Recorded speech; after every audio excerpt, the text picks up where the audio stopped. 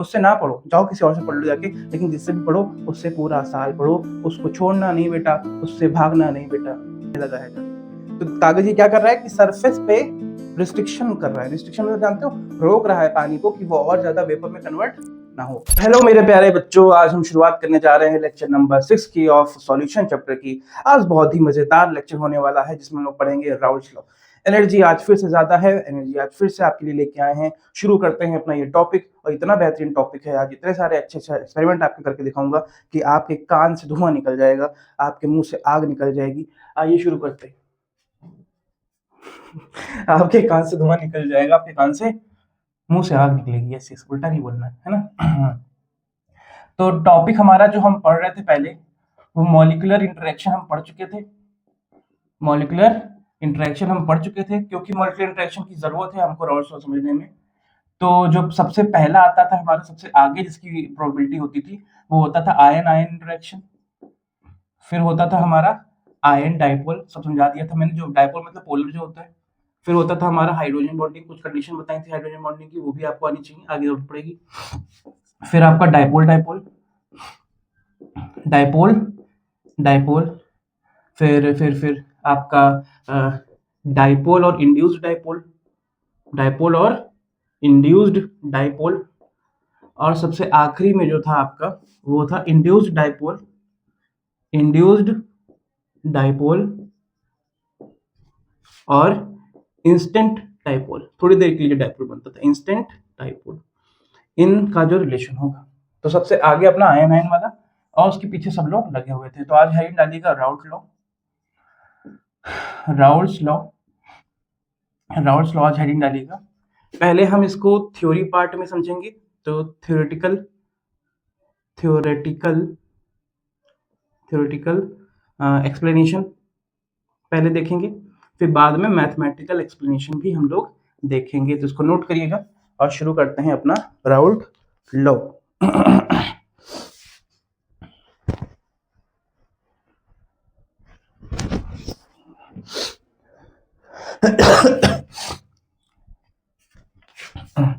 हाँ भैया, Raoult law क्या है सर?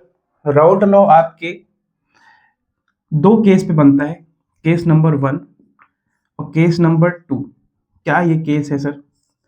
केस नंबर 2, पहला केस जो होता है जब किसी बीकर में एक सॉल्वेंट हो, सॉल्वेंट हो जो कि वोलाटाइल हो। वोलाटाइल मतलब क्या होता है बताते हैं, जो कि वोलाटाइल हो, वोलाटाइल हो, वोलाटाइल। इसका मतलब ये होता है, वोलाटाइल का मतलब जो वेपर में कन्वर्ट हो सके, जो वेपर में कन्वर्ट हो सके।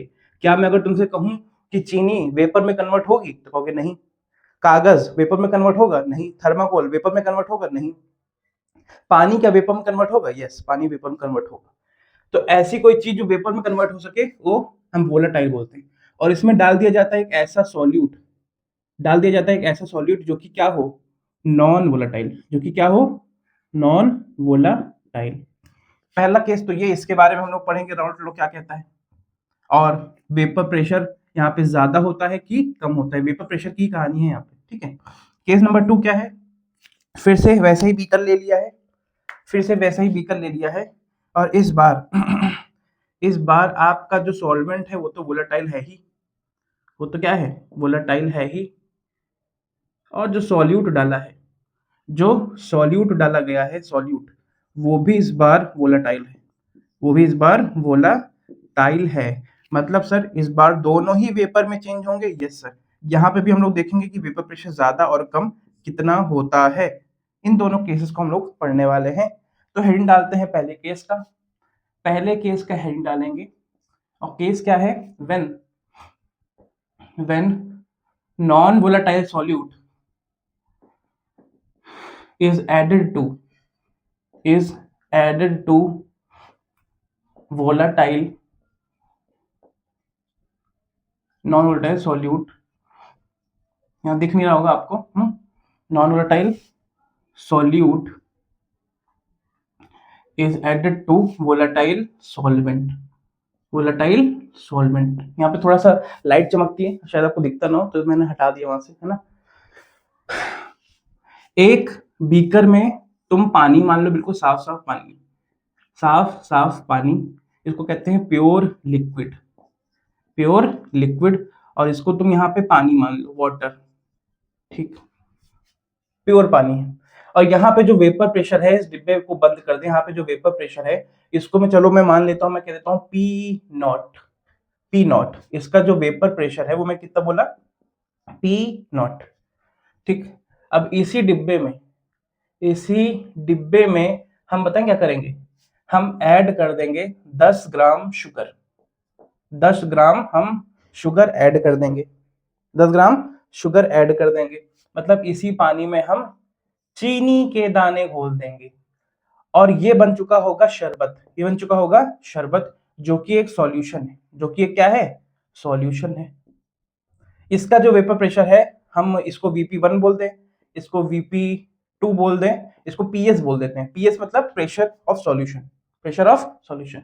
एक और फिर से इसी बीकर में हम 10 ग्राम तो और ऐड कर चुके थे, इस बार हम 20 ग्राम चीनी ऐड करते हैं, 20 ग्राम शुगर। फिर से शरबत बनेगा, यस सर, फिर से सॉल्यूशन बन जाएगा, फिर से सॉल्यूशन बन जाएगा। और इस बार VP3 हम बोलेंगे, VP3, और इस बार बोलेंगे PS2, PS2 बोल देंगे, इसको PS1 बोल दो, इसको PS2 बोल दो, ठीक। अब मुझको ये बताओ भाई, यहां पे जो पानी भर दिया था, ठीक है सर, इसमें इसमें इसमें डिफरेंस क्या है, इसमें 10 ग्राम तुमने चीनी घोल दी थी, मतलब कुछ चीनी के पार्टिकल्स होंगे, ऐसे सरफेस पे भी होंगे ऐसे ही, है ना। और इसमें भी चीनी के पार्टिकल होंगे लेकिन ज्यादा होंगे, क्योंकि तुमने 20 ग्राम घोल दिया है, क्योंकि तुमने 20 ग्राम घोल दिया है तो ज्यादा है। अब ये बताओ, इसमें इसमें और इसमें सबसे ज्यादा वेपर प्रेशर किसका है और सबसे कम वेपर प्रेशर किसका है, सबसे ज्यादा वेपर प्रेशर किसका है, सबसे कम वेपर प्रेशर किसका है, आपको ये बताना है।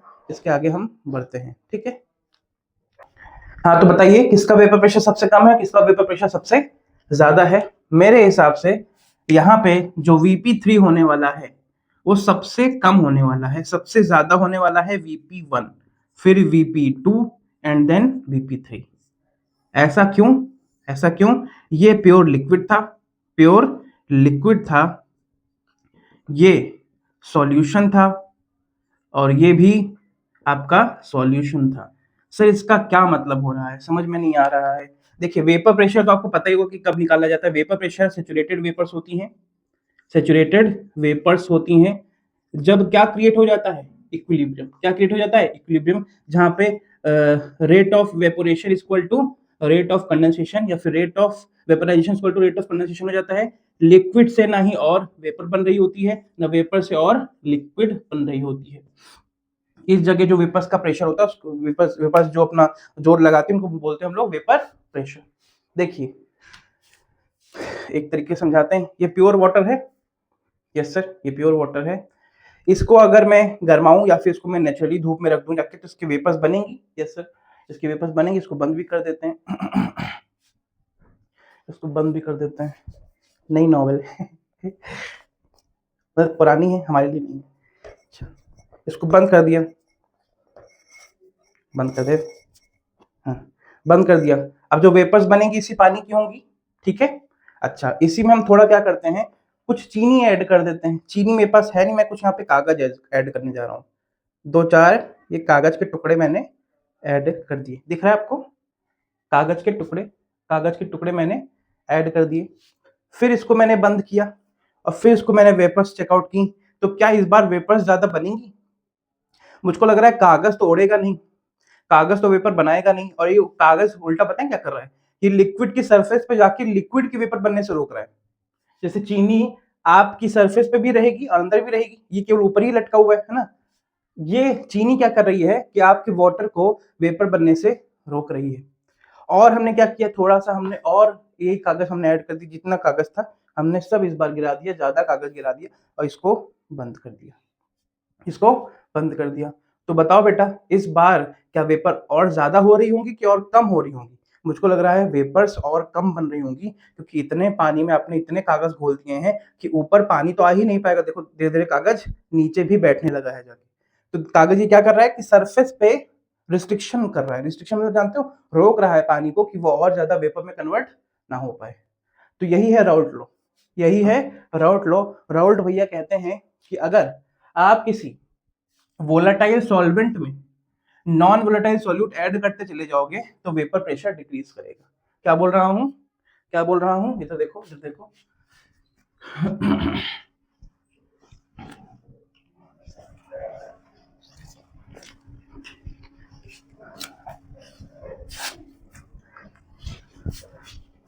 ये बोल रहा हूं कि आपका आपका वेपर प्रेशर डिक्रीज करता चला जाएगा अगर आप वोलाटाइल सॉल्वेंट में non volatile non volatile solute आप अगर इंक्रीज करते चले जाएंगे। मतलब मैं ये कह सकता हूं कि vapour pressure is inversely proportional to the amount of non volatile solute. मानते हो कि नहीं इस बात को? ये सब मानना ही पड़ेगा। तो ये हमारा थ्योरेटिकल एक्सप्लेनेशन था of Raoult law case number 1। Case number 1 जहां पे हमसे कहा जा रहा है कि जितना ज्यादा आप अपना सॉल्यूट ऐड करते चले जाओगे उतना कम वेपर आपकी बनेगी इस बीकर के अंदर, अगले वाले बीकर के अंदर तो और कम बनेगी। ठीक है, अब इसका मैथमेटिकल एक्सप्लेनेशन क्या है? मैथमेटिकल एक्सप्लेनेशन क्या है? मैथमेटिकल एक्सप्लेनेशन क्या है? कैसे निकालेंगे मैथमेटिकल एक्सप्लेनेशन? देखिए, किसी भी एक सॉल्यूशन वाले डिब्बे को पकड़ लो। मान लो मैंने आखिरी तीसरे वाले डिब्बे को मैंने पकड़ लिया, यहाँ पे वेपर्स भी बन रही होंगी। यस सर, यहाँ पे वेपर्स भी बन रही होंगी। अब बताओ मेरे को ये कि आपका rate of evaporation, rate ROE, rate of evaporation या फिर रेट ऑफ वेपराइजेशन किस पे डिपेंड कर रहा होगा? रेट ऑफ इवेपोरेशन और रेट ऑफ वेपराइजेशन किस पे डिपेंड कर रहा होगा? क्या सॉल्यूट के अमाउंट पे या फिर सॉल्वेंट के अमाउंट पे? देखो मेरे हिसाब से ये डिपेंड कर रहा होगा कि सॉल्वेंट कितना ज्यादा है। देखो जितना ज्यादा सॉल्वेंट होगा उतना ज्यादा तुम्हारी वेपर्स बनेगी। सिंपल सी बात है यार, सिंपल सी बात है। जितना ज्यादा तुम्हारा सॉल्वेंट होगा उतना ज्यादा तुम्हारे क्या बनेगी? वेपर्स बनेगी। तो मैं ये कह सकता हूं कि रेट ऑफ वेपराइजेशन जो है वो डायरेक्टली प्रोपोर्शन है काई सॉल्वेंट के। अच्छा देखो, ये हम अपने मनगढ़ंत नहीं बना रहे, ये असली में डेरिवेशन है राउल्ट लॉ की। साइंटिस्ट ने जो डेरिवेशन करके दिखाई थी वही हम आपको यहाँ पे दिखा रहे हैं, तो कुछ भी अलग से नहीं। काई सॉल्वेंट जानते हो मोल फ्रैक्शन होता है, क्या होता है? इस सॉल्यूशन के अंदर सॉल्वेंट का कितना फ्रैक्शन है इसको हम लोग बोलते हैं काई सॉल्वेंट। याद है ना mole fraction? Chi solvent plus chi solid equal to 1 भी होता था, है ना? अच्छा ठीक है, अब इसमें क्या करना है? इसमें आपको ये तो आपने पता कर लिया।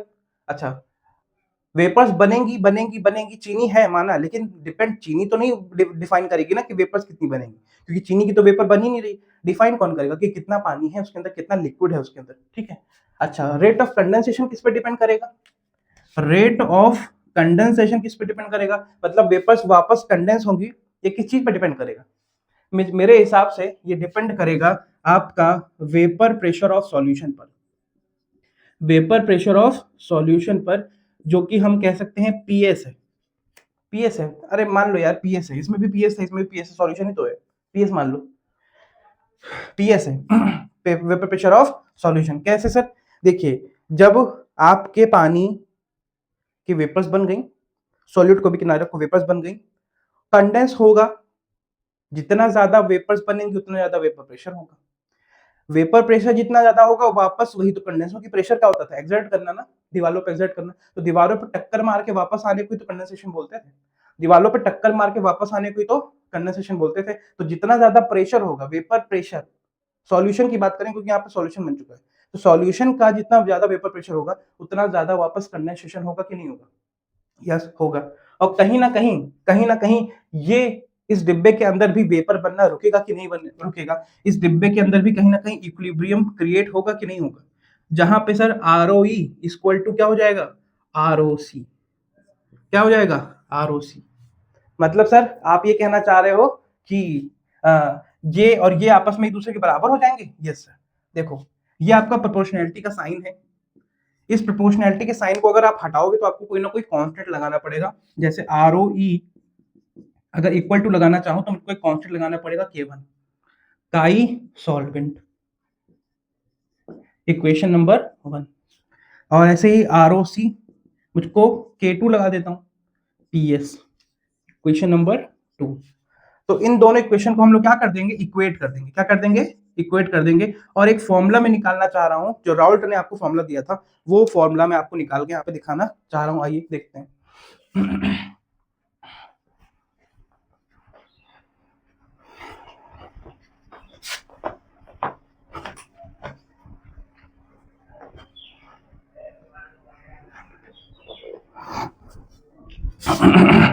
अगर मैं इन दोनों को बराबर कर दूं, क्योंकि इक्विलिब्रियम तो क्रिएट होगा आज नहीं तो कल उस बीकर के अंदर, तो क्या हो जाएगा, K1 is equal to K1 chi solvent is equal to K2 PS।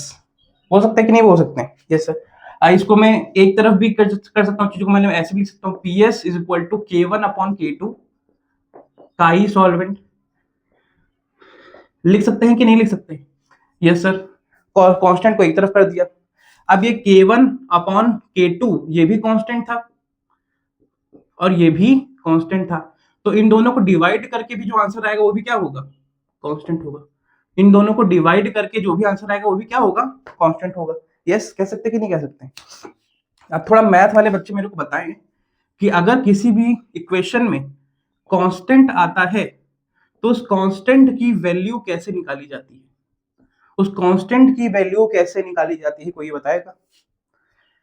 देखिए मैं आपको बताता हूं, अगर मैथ वाले स्टूडेंट होते हैं तो जानते हैं कि अगर कांस्टेंट की वैल्यू निकालनी होती है तो क्वेश्चन में इनिशियल कुछ लिमिट दे रखी होती है, इनिशियल या फिर फाइनल लिमिट्स कुछ दे रखी होती है, उससे आप लोग कांस्टेंट की वैल्यू निकालते हो इंटीग्रेशन में।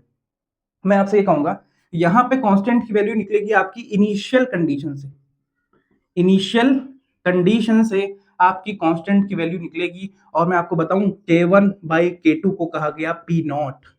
सर ये P नॉट क्या था, याद करिए, प्योर लिक्विड का वेपर प्रेशर, प्योर लिक्विड का वेपर प्रेशर।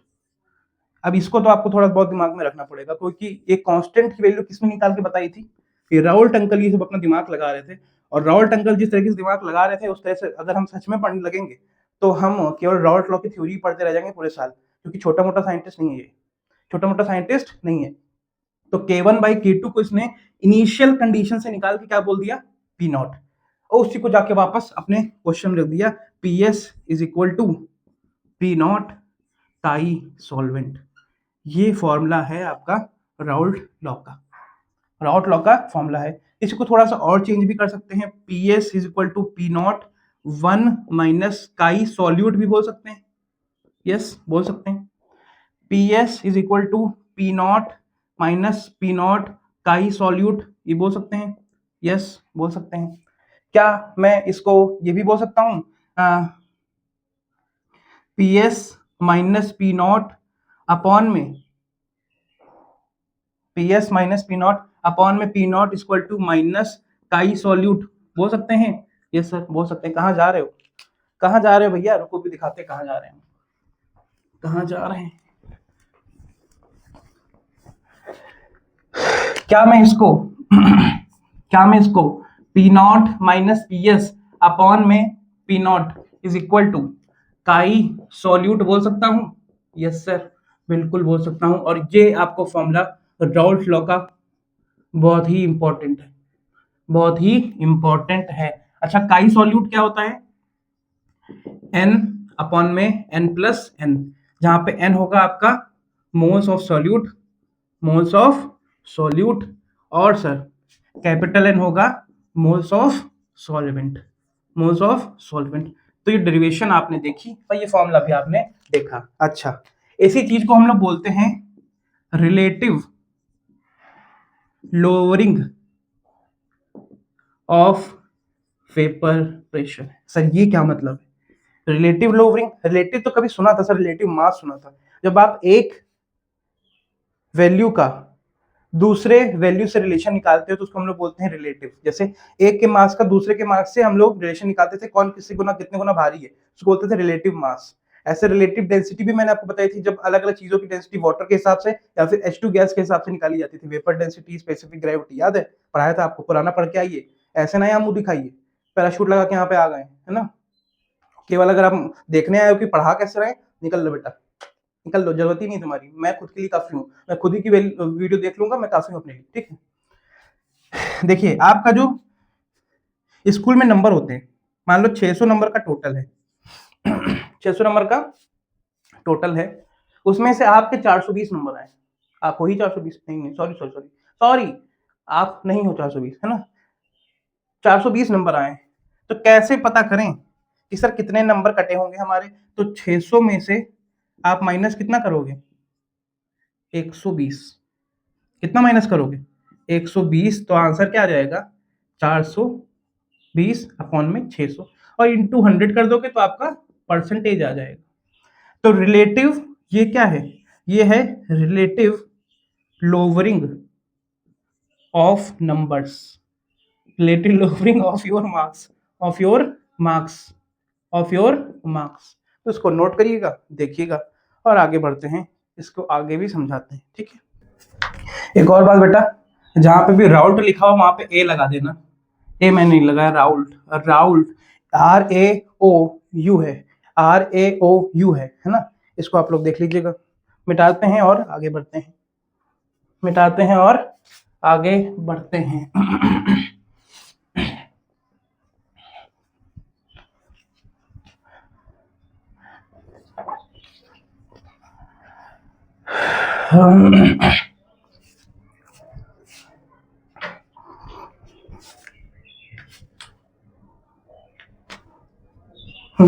एक क्वेश्चन ले लेते हैं, एक क्वेश्चन ले लेते हैं। if 5 gram of sugar is added to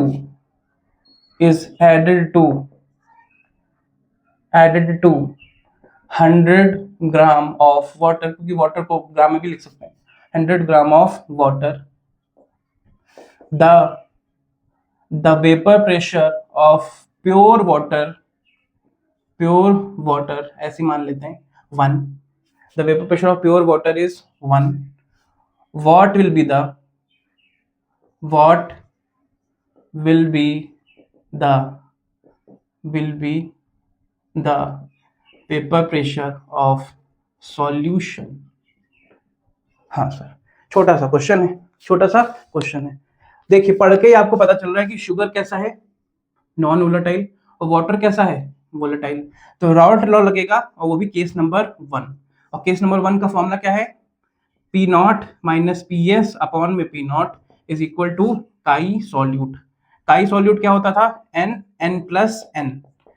क्या हम नंबर ऑफ मोल्स निकाल सकते हैं 5 ग्राम शुगर में? शुगर क्या होती है, शुगर क्या होती है सर, C12H22O11। इसका अगर मास निकालने जाएंगे तो 12 इंटू 12 प्लस 22 प्लस 11 इंटू 16, तो ये तो 144 प्लस 22 प्लस 16, तो यह आ जाएगा 176। इनको ऐड करो बेटा, 176 प्लस 176 कितना आ जाएगा, 176 2 14 15 352 मास आ रहा है, देख लो बेटा। यस 352 आएगा। 12 को 12 से इंटू किया तो 144, हाइड्रोजन का 1 होता है तो 22 का 22 ही रख दिया, इसका फिर इतना रख दिया, 144 में 22 ऐड किया तो आपका हो गया 166 हो गया, 166 हो गया, यस 166 हो गया, मतलब 342 ग्राम आपका शुगर का वेट निकल आया। तो 5 ग्राम क्या मोल नहीं निकाल पाओगे, मोल ऑफ शुगर नहीं निकाल पाओगे, कैसे आएगा, 5 ग्राम अपॉन में 342, यस सर। क्या मोल ऑफ पानी निकाल पाओगे, मोल ऑफ वाटर क्या नहीं निकाल पाओगे, कैसे आएगा, कैसे आएगा, कैसे आएगा, 100 ग्राम अपॉन में 18 आएगा ना, 100 ग्राम अपॉन में 18, तो बस इसको रख के आप सॉल्व कर दोगे, आपका आंसर आ जाएगा। ये देखिए इधर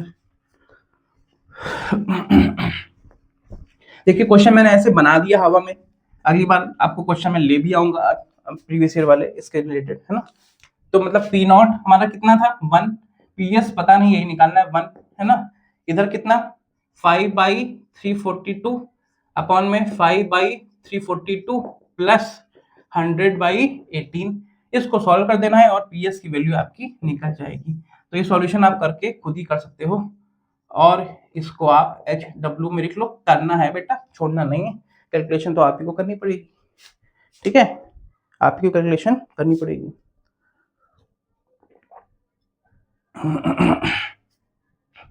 केस नंबर 2 शुरुआत कर देते हैं आज, केस नंबर 2 की शुरुआत कर देते हैं और आगे बढ़ते हैं, ठीक है। तो अब चलो अगला केस भी देख लेते हैं, अगला केस की शुरुआत कर देते हैं, फिर इसको हम लोग अगले लेक्चर में पूरा इसकी भी डेरिवेशन करके आपको दिखाएंगे, ठीक है।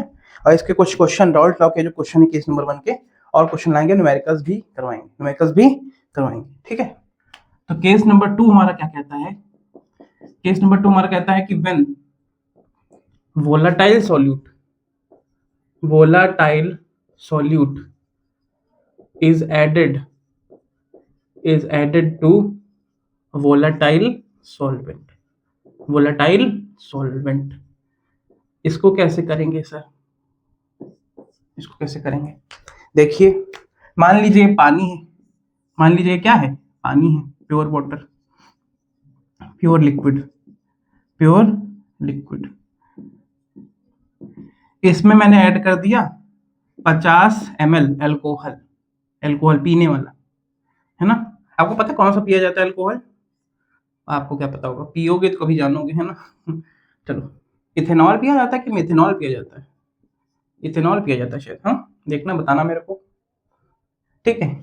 अब इसमें क्या केवल पानी बचा है, नहीं सर, इसमें कुछ और भी घुल गया है, जिसको मैं ब्लू लाइन से दिखा रहा हूँ।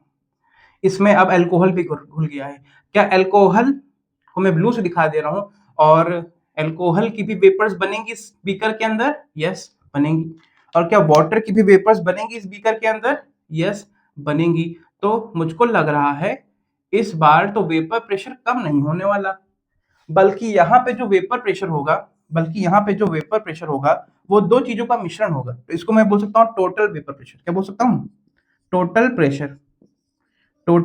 प्रेशर बोल सकता हूँ, किस चीज का, चलो मैं अल्कोहल को A मान लेता हूँ और वाटर को मैं B मान लेता हूँ, है।